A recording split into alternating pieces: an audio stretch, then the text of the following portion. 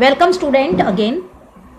This is our second period, and we have to read about King Harshvardhan, his activity, his introduction, and administration. Okay, student. Now we will read about empire Harshavardhan empire, उनके राज्य के बारे में हम read करेंगे. Okay okay student. Nalanda university. Now come at the point. Nalanda university. King Harsh extended all possible assistance to Acharya Shilabhadra and made Nalanda into a world famous university. King राजा हर्ष राजा थे, उन्होंने जो वहाँ के जो आचार्य थे शीलभद्र, उनके साथ मिलकर उनको पूरा सहयोग दिया और पूरा हेल्प करी. और किसके लिए हेल्प की? नालंदा विश्वविद्यालय बनाने में. तो जो नालंदा यूनिवर्सिटी है today is not only it's remnants. आज की तारीख में जो नालंदा यूनिवर्सिटी है वो राजगीर में है इन बिहार, और उनके सिर्फ अवशेष बचे हुए. लेकिन उस समय ऑन दैट टाइम फॉरेनर्स भी उसमें स्टडी करने आते थे, और राजा हर्ष के द्वारा और आचार्य शीलभद्र इन दोनों ने मिलकर राजा हर्ष ने उनको बहुत हेल्प की, हर तरह से हेल्प की, और ये एक यूनिवर्सिटी बनाई, नालंदा यूनिवर्सिटी. उस समय की वर्ल्ड फेमस यूनिवर्सिटी थी. The university had access to the revenues of 100 villages given to them by King Harsh for its upkeep and maintenance. अब वो जो यूनिवर्सिटी थी वो 100 गांव के रिवेन्यू, 100 गांव वाले जो 100 विलेजेस थे, वहाँ के जो विलेजर्स थे, उनसे जो रिवेन्यू आता था उससे यूनिवर्सिटी का डेवलप किया जाता था और उसको अपकीप किया जाता था, मेंटेनेंस किया जाता था. ओके बिकॉज वहाँ पे जो यूनिवर्सिटी में जो स्टूडेंट्स, जो भी शिष्य जो पढ़ने आते थे वो फ्री पढ़ते थे. वहाँ का बोर्डिंग, वहाँ का लॉजिंग, वहाँ की स्टडी सब फ्री थी. इसलिए ये जो नालंदा विश्वविद्यालय थी उसका डेवलप और मेंटेनेंस जो 100 विलेज से जो रिवेन्यू आता था उससे उसका डेवलपमेंट होता था. Renowned chemist Acharya Nagarjuna, who proved that iron, arsenic and mercury S could be used as medicine, also belong to Nalanda university. Nalanda university से जो बिलोंग करते थे उनका नाम था नागार्जुन, आचार्य नागार्जुन. बहुत बड़े केमिस्ट थे. उन्होंने ये प्रूव किया था कि जो ये आयरन है, आर्सेनिक है, मर्क्यूरी, जितने भी जो मर्क्यूरी ऐश है, ये इनका यूज़ मेडिसिन बनाने में होता है. ये किसने प्रूव किया था? आचार्य नागार्जुन, जो किससे बिलोंग करते थे? नालंदा यूनिवर्सिटी से. You have to look about this scene. This is Nalanda university. Today is even its remnants and it is situated in Rajgiri in Bihar state. Okay. Things to know: students had to clear an entrance test for admission into Nalanda University. आपको जानने के लिए मैं बता दूं कि जो students थे वहाँ पे जो नालंदा विश्वविद्यालय में पढ़ने आते थे, पहले उनको एंट्रेंस टेस्ट को क्वालिफाई करना पड़ता था. अगर जब तक एंट्रेंस क्वालिफाई ना हो उन्हें एडमिशन मिलता नहीं था. Okay. Free education, lodging and boarding were provided in Nalanda university. Nalanda university में एजुकेशन फ्री था, लॉजिंग यानी कपड़े की खाने पीने की व्यवस्था एंड बोर्डिंग यानी रहने की व्यवस्था सब वहाँ पे फ्री थी. The extensive library of Nalanda university was known as Dharmaganj. जो वहाँ की जो बहुत बड़ी जो लाइब्रेरी थी नालंदा की, आज की तारीख वो धर्मगंज के नाम से जानी जाती थी. Why was free education provided at Nalanda university? Student think about this.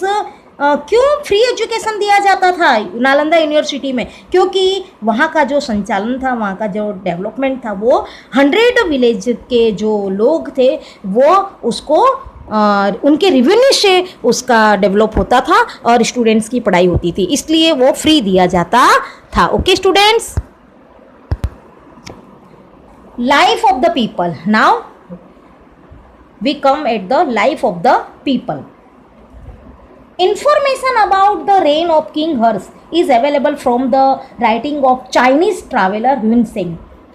आप अगर हमें राजा हर्ष के राज्य की इन्फॉर्मेशन चाहिए तो वो आज भी उनके बारे में जो चाइनीज़ ट्रैवलर थे ह्यून सेंग, उन्होंने बहुत कुछ डिस्क्रिप्शन किया है उनके बारे में. उन्होंने लिखा है towns and villages of the time were fortified and had huge gateways at their entrance.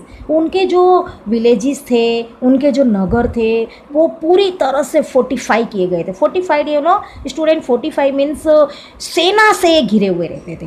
वहाँ पे सेना बंदी होती थी, बड़े बड़े गेट होते थे. हर एंट्रेंस होते थे, जो प्रवेश द्वार, वो बहुत बड़े बड़े हुआ करते थे. और हर प्रवेश द्वार में किलाबंदी होती थी और सेना से वो सुरक्षित रहते थे. The society was divided into 4 groups. जो सोसाइटी थी वो 4 ग्रुप में डिवाइडेड थी, which are we will study about it. While the purdah system, purdah means घूंघट प्रथा, purdah system and intercaste marriages were not prevalent at that time. उनके समय में, उनके राज्य के टाइम पे जो पर्दा सिस्टम था वो नहीं था. और जो इंटरकास्ट मैरिज, जो एक समाज से दूसरे समाज में जो मैरिज होती है, एक धर्म की दूसरे धर्म में या एक कम्युनिटी की अदर कम्युनिटी में, वो उसमें प्रिवेंट था. उसमें उस समय इंटरकास्ट मैरिज होती नहीं थी. The custom of sati, child marriage and polygamy had started by then. उसके बाद जो ये सती प्रथा हुई या चाइल्ड मैरिज है या पोलीगामी, यानी जो बच्चों को कन्या जो होती थी उनको दूध पीती की जाती, उनको पोलीगामी कहते और मार दिया जाता था, वो उनके राज्य के बाद ये प्रथाएं शुरू हुई. तब तक ये प्रथाएं नहीं थी. The local diet consisted of milk and milk products, wheat, rice, fruits and vegetables. जो वहाँ की जो स्थानीय जो खाना पीना था, भोजन था, वो मिल्क या मिल्क से रिलेटेड जो प्रोडक्ट थिंग्स होती थी उस पर डिपेंड थे. और वीट, राइस, फ्रूट्स, यानी यूँ समझ लो वेजिटेरियन, ऑलमोस्ट वेजिटेरियन. उनके राज्य के टाइम पे लोग वेजिटेरियन, कहा जाए तो प्योर शाकाहारी थे. They wore clean simple white clothes. उनके राज्य में जो लोग कपड़े पहनते थे एकदम साफ़ सुथरे और सिंपल वाइट कलर के पहनते थे. Man war dhotis and women war sari.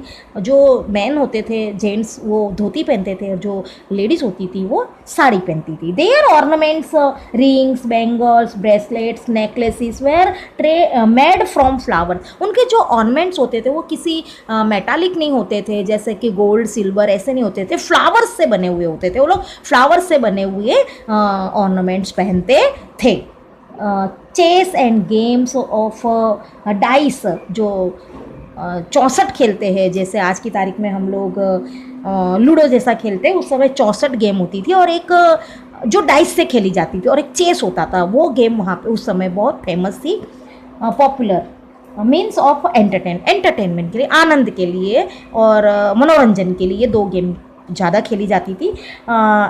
एक्रोबेट्स and conjurers, vendors from village to village entertaining people. जो लोगों के मतलब मनोरंजन के लिए जो लोग होते थे, एक्रोबेट्स यानी जो आप लोग सर्कस में जो लोग झूले वगैरह जो कसरत करते, एक्सरसाइज करते, उनको एक्रोबेट्स कहते हैं.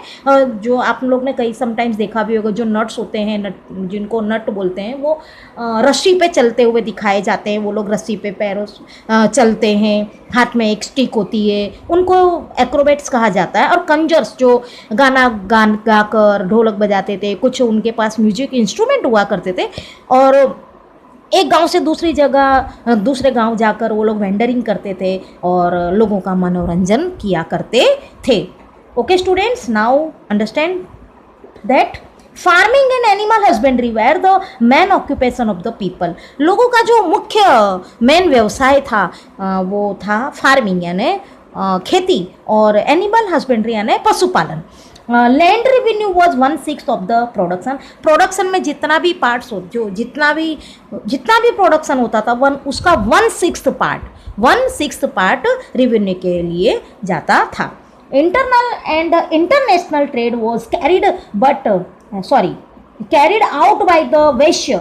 जो वैश्य मीन्स जो जो बनिए होते हैं उनको वैश्य कहा जाता है। उनके द्वारा नेशनल और इंटरनल और इंटरनेशनल व्यापार किया जाता था। जो वैश्य कहते हैं, जो आज की तारीख में जो शाह होते हैं, बनिए होते हैं, उनको वैश्य कहा जाता है। A highway from Pataliputra to Bhrigu, Bhrigu means Kutch, जो भरूच भी कहते हैं, वहाँ से Pataliputra means old name is Patna, Pataliputra, तो वहाँ से भरूच तक की एक हाईवे बनाई गई थी। जो भरूच में जो पोर्ट है वो बनाया गया था, वो ट्रेड के ट्रांसपोर्ट के लिए, जो ट्रेड ट्रांसपोर्ट का जो माल होता था वो लाने ले जाने के लिए उसका उपयोग किया जाता था, उस हाईवे का। और जो भरूच में जो पोर्ट था वहाँ पे माल एक्सपोर्ट इंपोर्ट होता था। Okay students, gold and silver coins where used for commercial transaction. जो आज की तारीख में हम लोग पेपर रुपीज़ जो यूज़ करते हैं, पेपर से बने हुए करेंसी है, उस समय गोल्ड और सिल्वर कॉइन्स हुआ करते थे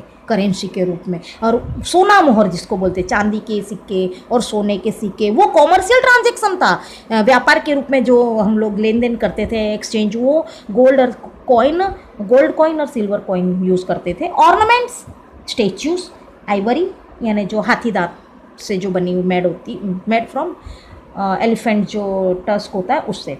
and carved wooden pieces were exported, जो वुडन यानी जो लकड़ी में जो एकदम से अलग से जो वर्क किया जाता है, उसमें कार्विंग किया जाता है, उसको बोलते, वो पीस जो थे वो सब एक्सपोर्ट होते। और एक्सपोर्ट यानी निर्यात, मतलब भेजे जाते थे, ओके, व्यापार के रूप में। वो सब चीज़ें, स्टेचू है यानी मूर्तियाँ हैं, गहने हैं, आइवरी यानी हाथी दांत की जो चीज़ें हैं, कर्व्ड वुडन पीसीस जो डेकोरेशन के लिए है, वो सब बाहर विदेशों में भेजा जाता था। इसका मतलब व्यवसाय होता था, ट्रेड होता था। The export of different materials from India increased her prosperities. जो इंडिया से जितने भी मतलब थिंग्स जाती थी, मटेरियल जाता था जो बाहर, उससे हमारे देश की समृद्धि और प्रॉस्पेरिटी में मतलब इंक्रीज होता था, ग्रोविंग होता था, हमारे देश की समृद्धि बढ़ रही थी। During the reign of king Harsh, India had good business relation with Rome which led to the inflow of gold in India. Harshvardhan के राज्य के टाइम पे, उनके शासनकाल में जो इंडिया का जो मेन गुड बिजनेस रिलेशन, जो अच्छा व्यवसाय का जो रिश्ता था, वो किसके साथ था? रोम, जो यूरोपियन कंट्री रोम, उसके साथ उनका अच्छा रिलेशन था, ट्रेड रिलेशन बहुत ही गुड था। और वहाँ से इंडिया में सोना, गोल्ड बहुत ज़्यादा मात्रा में इंडिया में आता था। People followed Hinduism, Buddhism and Jainism but were tolerant toward other religion. उस समय लोग हिंदू थे, हिंदू धर्म से जुड़े हुए थे, बौद्ध धर्म से जुड़े हुए थे और जैनिज़्म धर्म से जुड़े हुए थे। तो उनके टाइम पे हिंदू धर्म वाले और बौद्ध धर्म वाले और जैन धर्म के लोग ज़्यादा थे, अनुयायी ज़्यादा थे, लेकिन अदर जो रिलीजन थे उनका भी पूरी तरह से सम्मान किया जाता था। Think and write, okay, what were the evils prevalent in society during king Harsh time. ये आपको सोचना है स्टूडेंट्स, क्या क्या बुरी प्रथाएं थी हर्षवर्धन के टाइम पे जो उन्होंने प्रिवलेंट की थी। What are the evils prevalent in society today, what are the various, आज की तारीख में आज की सोसाइटी में कौन सी एविल्स है, जैसे कि करप्शन है और टेररिस्ट है, ये सब मतलब टेररिज्म है, फिर बहुत सारी मतलब आज की तारीख में भी सुपरस्टिशन है, ये सब आज के ज़माने में, आज की सोसाइटी में बैड एविल्स है मतलब, okay.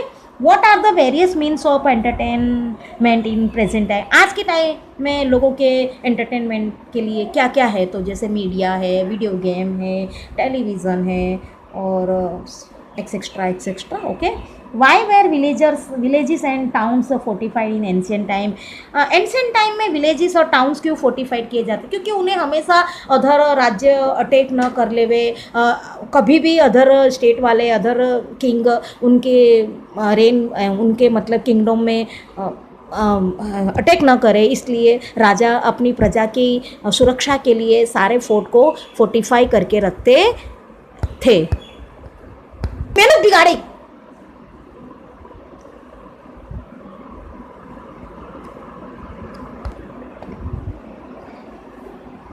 Students now come at the Hun Sen 629 to 645, इतने साल वो इंडिया में रहकर उन्होंने स्टडी की थी about Harshavardhan and also Pulakeshi two. Okay, the Chinese traveller Hiuen Tsang visited India during Harsh reign and studied Buddhism and Nalanda for 5 years. जो Chinese traveller थे वो, उनका नाम था ह्युन सेंग. उन्होंने इंडिया की विजिट पे आए, मुलाकात पे आए, किसके टाइम पे? राजा हर्ष के शासन के टाइम.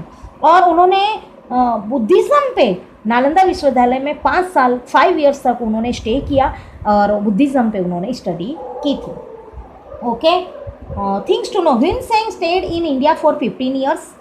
जानने के लिए आपको बताऊं कि ह्युन सेंग इंडिया में 15 years के लिए रुके थे एंड विजिटेड डिफरेंट प्लेसेस, और उन्होंने अलग अलग जगहों की मुलाकात ली थी. He has describe the social, political and religious conditions of that time. उस समय जो पॉलिटिकल, रिलीजियस और सामाजिक है, राजनीतिक है और धार्मिक जो कंडीशन थी उनके बारे में उन्होंने डिस्क्राइब किया है, लिखा है. इन 645 CE he returned to China via Central Asia and took with him many books, relics and statues. उनके जब वो गए 645 में चाइना, तो कहाँ से होकर गए? सेंट्रल एशिया से, और उनके साथ बहुत सारी बुक्स है, स्टेच्यूज है, वो सब लेकर गए. During his stay he attended the 6th Buddhist religious congregation at Prayag. उनके टाइम पे उन्होंने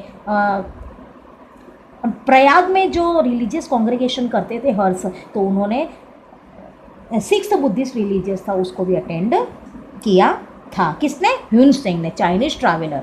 okay, Hiuen Tsang has noted that, Hiuen Tsang ने क्या क्या लिखा है देखिए. देयर वेर 100 बुद्धिस्ट मठ इन हर्ष किंगडम.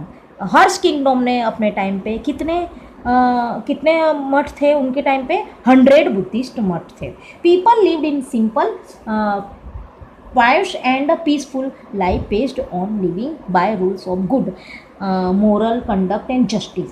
लोग एकदम सादगी से रहते थे, शांति से रहते थे और बहुत अच्छे उनके विचार थे और सुख से रहते थे और खुशी से रहते थे और rules of good moral conduct and justice, और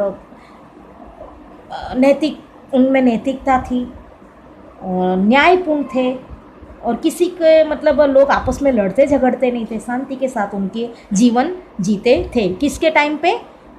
राजा हर्ष के टाइम पे. ये ह्युन सेंग ने इस चीज़ का वर्णन किया है. Cheating and breach of promise were considered sinful. किसी को धोखा देना, किसी के साथ चीटिंग करना और प्रॉमिस तोड़ना, अपनी बात से मुकर जाना, ये सब पाप कहलाया था,